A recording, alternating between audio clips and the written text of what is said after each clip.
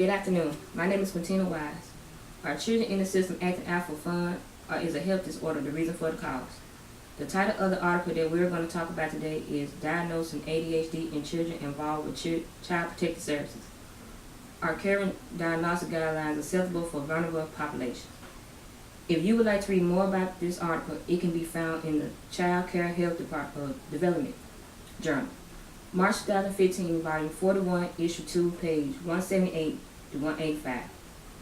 The authors of this article, B. Klein, G. DeMonte Tabak, A. Costner, J. Campbell, and C. Schultz are currently working for children's services, universities, and hospitals in Canada.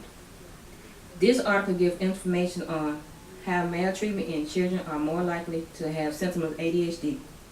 I chose this article because most foster parents will send their foster children back to Child Protective Services because of their behavior, but there could really be something else wrong. The author's thesis states that thus a preliminary literature review was conducted in order to examine the rates of ADHD in children with CPS involvement in the adequate of current diagnostic guidelines for the vulnerable group. During this speech, we are going to discuss three main points. First, diagnosis of ADHD in maltreatment children. 2, the comorbidities and contributing factors. 3, psychotropic utilization among children in care. Diagnosis of ADHD in maltreatment children have been linked to children who are known to be aggressive and have language difficulties.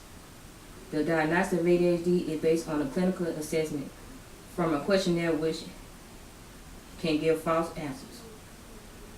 The symptoms of ADHD have also been compared to PTSD, post-traumatic stress disorder, but those symptoms are far more aggressive than ADHD and is likely to show up in adults. Pediatricians or family physicians are usually the ones who diagnose children with ADHD, so they will know if the child is getting the proper care that is needed. This section of the article talks more about the care of ADHD, while this next section focuses on the development of the child with ADHD. Comorbidity and contributing factors are also linked to children in CPS, causing behavior and social function deficits. Medication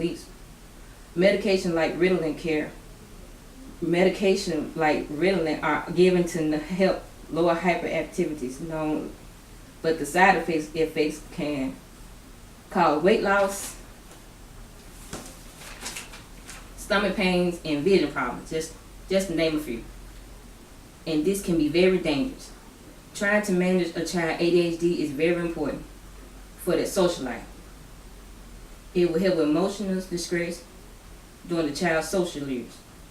This next section of the article focuses on how important it is that a child is mentally developed.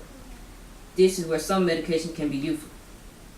The psychotropic utilization among children in care being provided too many or too little psychotropic medications. Children in foster homes are more likely to receive less psychotropic medication and have other mental health symptoms besides ADHD. Then children in a general community. Receiving the proper psychotropic medication for ADHD is essential to keeping the emotional and behavioral problems of a child in CPS level. The ending section of the article focuses on the importance of psychotropic medication to a child's overall emotional health. In conclusion, the diagnosis of ADHD of maltreatment children, comorbidities of contributing factors, and psychotropic utilization among children in care are needed for an accurate diagnosis of ADHD in children with CPS. They are experiencing ADHD or ADHD-like symptoms. I found this article to be very fascinating. It provided a lot of information on how a child diagnosis with ADHD and also caused some aggressive behavior. I learned a lot about ADHD from reading this article, and I hope you did too. Thank you.